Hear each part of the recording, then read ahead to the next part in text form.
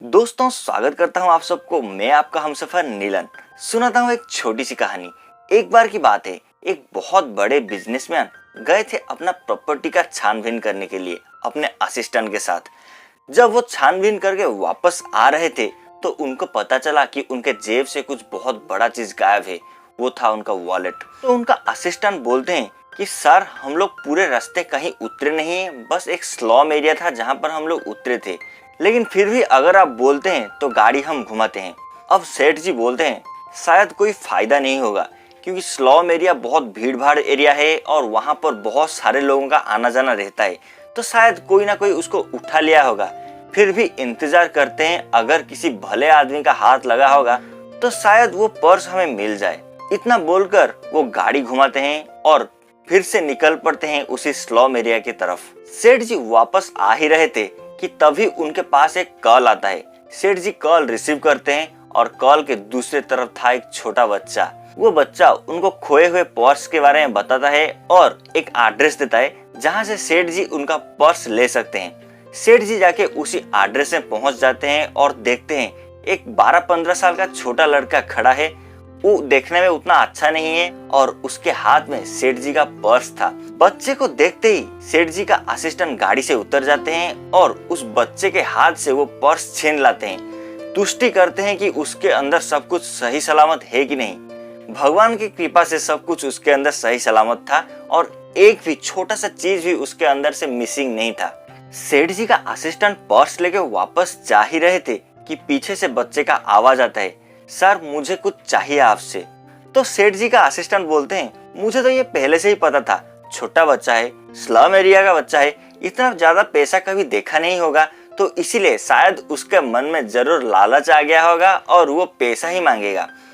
तो वो बच्चा सच में सेठ जी को मांगता है कि सर मुझे कुछ पैसे चाहिए। तो सेठ जी बोलते हैं, छोटे बच्चे हो, तुम्हें कितना पैसा चाहिए तुम बताओ, मैं तुम्हें दे दूंगा। तो छोटा बच्चा मांगता है, सेठ जी मुझे बस 1 ही रुपया चाहिए। तो सेठ जी आश्चर्य हो जाते हैं, अरे 1 रुपया का तुम करोगे क्या? 1 रुपया में एक अच्छा सा चॉकलेट भी नहीं होगा, 1 रुपया का तुम करोगे क्या? अगर चाहिए तो बोलो 100, 200 या 500, 1000 कुछ भी दे दूंगा, लेकिन 1 रुपया इतना छोटा रकम का करोगे क्या? तो वो बच्चा जो बोलता है वो ध्यान से सुनिएगा। तो वो बच्चा बोलता है, सर मैं ये नजदीक वाला स्लम एरिया में रहता हूँ। आपका पर्स जब मुझे मिला तो मैं आपसे संपर्क करना चाहता था, लेकिन संपर्क करने के लिए मेरे पास कोई माध्यम नहीं था। मैं चाहता था आपको कॉल करके आपको आपका पर्स लौटा दूं, लेकिन मेरे पास तो फोन नहीं था, छोटा बच्चा हूं और उसके साथ मुझे भी कौन फोन देता। तो इसीलिए मैं बहुत सारे पीसीओ बूथ की तरफ गया और उनसे गुजारिश किया कि बस एक कॉल करने के लिए, लेकिन कोई मेरे बात सुना नहीं। बहुत समय के बाद एक पीसीओ बूथ खुला था जिसको मैं रिक्वेस्ट किया और वो मेरे बात में राजी हो गया और मुझे 1 रुपया उधार दिया है। तो उसी 1 रुपया को लेके मैंने आपको कॉल किया है और आपके साथ संपर्क करके आपका पर्स लौटा रहा हूँ। तो प्लीज मुझे 1 रुपया दे दीजिए ताकि मैं अपना उधार चुकता कर सकूं। अब सेठ जी पूछते हैं, अगर तुम्हें पैसे का जरूरत था तो तुम मेरे वॉलेट से ले लेते, उस दुकानदार को दे देते और मुझे कॉल कर लेते। अब वो बच्चा जो बोलता है वो ध्यान से सुनिएगा। वो बच्चा बोलता है, सर हमारा घर में हमें सिखाए हैं कि दूसरों का धन में हमारा कोई अधिकार नहीं होता। ये जो पर्स था इसके अंदर जितने सारे रकम थे वो आपके अर्जित धन थे और उसमें हमारा कोई अधिकार नहीं था। बस हमारा इतना कर्तव्य था कि हम आपको आपका पर्स लौटा दें। ये पर्स का अंदर जितने सारे पैसा था वो सब आपका पैसा था और आपके बिना इजाजत के मैं उससे कैसे खर्चा कर पाता। तो ये छोटी सी बात सेठ जी को बड़ा प्रभावित करता है और वो कभी इतना सोचे नहीं थे कि एक छोटा सा स्लम एरिया का एक बच्चा उनको इतना प्रभावित कर पाएगा।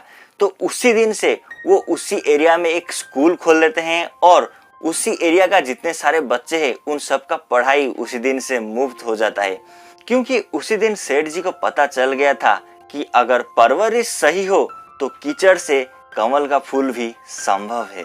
सो दोस्तों, ये छोटी सी कहानी हमें बहुत बड़ी चीज सिखाती है। ये कहानी हमें सिखाती है, अगर आपके पास संस्कार हो, अगर आपके घर में आपका सही परवरिश हो, तभी वो किसी भी एरिया का लड़का हो, वो किसी भी हालत में जी रहा हो, वो एक सही इंसान बन सकता है।